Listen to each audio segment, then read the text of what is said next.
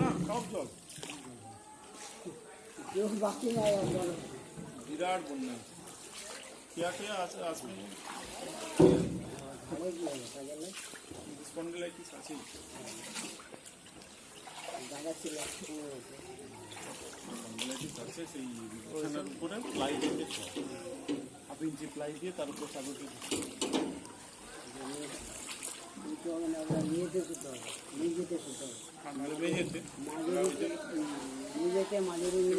বালিশবিহীন মানে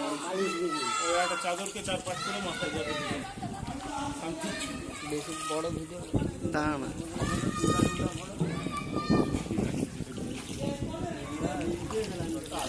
না কালকে আজকে কাটলে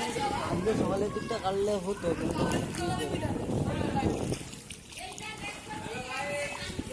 অসুবিধা কি হতো খাবার জন্য